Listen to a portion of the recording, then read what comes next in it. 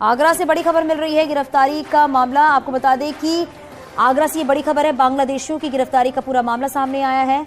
हालिम ने हवाला के जरिए लाखों रुपए भेजे हैं। खुफिया एजेंसी और पुलिस को इसकी जानकारी मिली है। घुसपैठ के लिए हालिम लेता था मोटी रकम, दिखाने के लिए करता था आगरा के एक अस्पताल में मेडिकल वेस्ट उठाने का काम। और हालिम 15 साल पहले भारत आया था।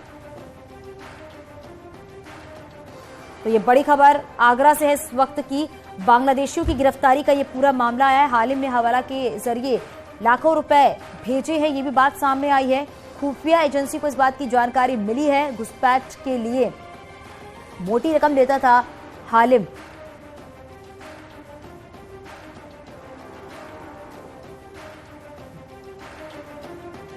तो घुसपैठ के लिए हालिम मोटी रकम लेता था। और आपको ये भी बताते चले कि हालिम 15 साल पहले भारत आया था। ये बड़ी खबर इस वक्त की है, जो कि बांग्लादेशियों की गिरफ्तारी से जुड़ा हुआ ये पूरा मामला है। कनेक्शन सामने आए हैं हालिम के। और ये भी बात सामने आ रही है कि हालिम ने हवाला के जरिए लाखों रुपए भेजे हैं। हालांकि खुफिया एजेंसी इस पूरे मामले की जांच कर रही है, क्योंकि ये जानकारी खुफिया एजेंसी को ही मिली है। हमारे सहयोगी कामिर हमारे साथ जुड़ गए हैं। कामिर, क्या जानकारी मिल पा रही है आपको, जरा बताइएगा, क्योंकि बांग्लादेशियों की गिरफ्तारी का पूरा मामला सामने आया है। खुफिया एजेंसी की तरफ से और क्या जानकारी मिल पा रही है? आगरा पुलिस एक्शन में आई थी। पुलिस ने छापा मारकर 32 बांग्लादेशियों को अरेस्ट किया था, जिसमें 28 बांग्लादेशियों के खिलाफ मुकदमा दर्ज करके उनको जेल भेजा था। हालांकि इतना ही नहीं, इसमें एक हालिम नाम का व्यक्ति था जो इन सबका एजेंट था, और यही इनको बांग्लादेश से भारत लेकर आता था, बॉर्डर पार कराता था। एक व्यक्ति के एवज में 20,000 रुपए प्रति व्यक्ति लेता था। उसके बाद इनको आगरा लाता था। उसके साथ में एक महिला थी जो इन सबके फर्जी दस्तावेज तैयार कराती थी। इस मामले में लगातार नए नए खुलासे हो रहे हैं। नया खुलासा ये है कि हालिम अपने देश में लाखों रुपए भेजता था। हवाले के जरिए ये पैसे भेजे जाते थे। खुफिया एजेंसी और पुलिस को इसके ऑनलाइन लेन देन की जानकारी भी मिली है। हालांकि घुसपैठ कराने के एवज में हालिम जो पैसे लेता था वह इकट्ठे करके नहीं अपने देश में भेजता था हवाले के जरिए, जिससे कि वहां पर जो उसके साथी हैं वो उन पैसों को रख सकें। हालांकि आगरा में हालिम पिछले 15 साल से रह रहा था।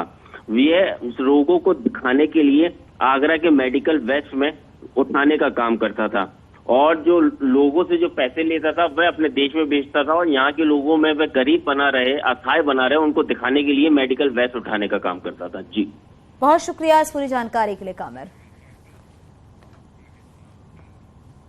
आगरा में 28 रोहिंग्यों की गिरफ्तारी के बाद अब सनसनीखेज खुलासा हुआ है। भारत में अवैध तरीके से रह रहे रोहिंग्या अपनी खुद की पंचायत चलाते थे। झगड़ा होने पर कोई पुलिस के पास नहीं जाता था, वहीं निपटारा होता था और फिल्में देखकर हिंदी सीखते थे। लेकिन आईबी के इनपुट के बाद सभी पुलिस की गिरफ्त में आ गए।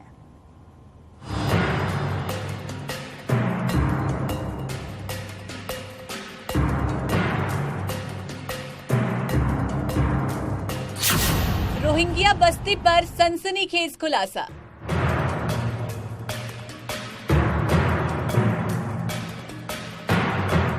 खुद की पुलिस, खुद की अदालत।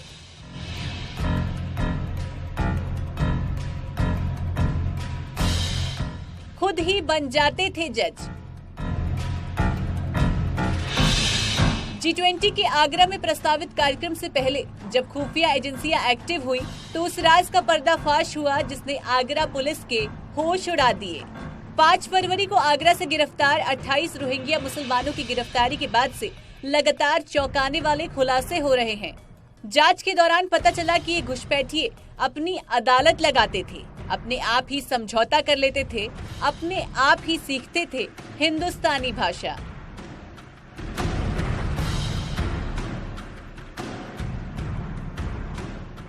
आईबी की रिपोर्ट के बाद आगरा की थाना सिकंदरा पुलिस ने सेक्टर 14 क्षेत्र में छापा मारा। यहां पर झुग्गी झोपड़ी बनाकर रह रहे बांग्लादेशियों में करीब 32 लोगों को गिरफ्तार कर उनके खिलाफ मुकदमा दर्ज किया गया था। आपको बता दें, आईबी ने रिपोर्ट दी थी कि कुछ बांग्लादेश के लोग यहां पर झुग्गी झोपड़ियों में फर्जी तरीके से रह रहे हैं, जिसके बाद थाना पुलिस ने गहनता से जांच की और यहां पर छापा मारा था। इसमें 28 लोगों के खिलाफ मुकदमा पंजीकृत किया गया, उन सभी को जेल भेज दी गई। हालांकि सबसे पहले आगरा में मौजूद रोहिंग्याओं के स्वघोषित साम्राज्य को देखिए। एक दो नहीं, पूरी 80 झुग्गी झोपड़ी इस इलाके में मौजूद है। यहाँ बिजली का कनेक्शन है, पानी की व्यवस्था है। बाहर से झुग्गी देखने वाली इन झोपड़ियों में जिंदगी जीने का हर सामान मौजूद है। लेकिन सबसे खास है इन रोहिंग्या घुसपैठियों को जिंदगी जीने और न्याय करने का अंदाज। पुलिस के मुताबिक 80 झुग्गियों में 28 रोहिंग्या मुस्लिम रहते थे। सभी घुसपैठिए थे और अवैध तरीके से भारत आए थे। पुलिस की निगाह इन पर ना पड़े, इसलिए अपने झगड़े खुद ही सुलझाते थे, क्योंकि पुलिस तक विवाद पहुंचने पर राज खुलने का डर था। इतना ही नहीं, हिंदी सीखने के लिए ये लोग फिल्मों और सीरियल का सहारा लेते थे। बांग्लादेश के और यहाँ पर समय पूर्व यहाँ पर सब लोग आए हैं। इसमें लगभग 32 लोग यहाँ पर रह रहे थे, कुछ 13 महिलाएं और 4-12 वर्ष के उम्र के बच्चे हैं। इनको वहाँ एक व्यक्ति है जो लाता था यहाँ, और यहाँ पर एक महिला पूर्व से यहाँ के आधार कार्ड और अन्य जो दस्तावेज है उसको बनवाती थी। कई साल पहले आगरा में आकर बसे इन रोहिंग्याओं की एंट्री भी पूरी तरह अवैध है। हलीम नाम का एजेंट इन सभी रोहिंग्याओं को घुसपैठ कराकर लाया था। प्रति व्यक्ति घुसपैठ के बदले 20,000 रुपए लिए गए। इसके अलावा फर्जी आधार और पैन कार्ड भी इन लोगों ने बनवा रखे थे। आगरा में आकर इन लोगों ने खाली पड़ी जमीन पर अपनी बस्ती बसा ली। तभी से ये रोहिंग्या ताज नगरी में रह रहे थे। हालांकि इसमें मुख्य भूमिका एक हलीम नाम का व्यक्ति है उसकी थी। हलीम इन बांग्लादेशियों को नदी के रास्ते से बांग्लादेश से भारत में प्रवेश कराता था, बॉर्डर पार कराता था। और यहाँ पर एक महिला थी अलीमा, जो कि इन बांग्लादेशियों का फर्जी तरीके से दस्तावेज तैयार कराती थी, जिससे कि कभी अगर उनकी पकड़ होती भी है तो वह इस दस्तावेज को दिखाकर बच सके। लेकिन आईबी ने रिपोर्ट दी और रिपोर्ट के बाद आगरा पुलिस एक्शन में आई। पुलिस के एक्शन में आने के बाद लगभग 28 बांग्लादेशियों के खिलाफ मुकदमा दर्ज हुआ और उनको जेल भेज दिया गया है।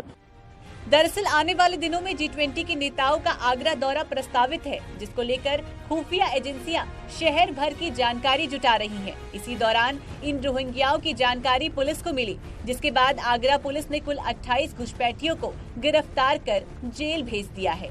Bureau report, news 18।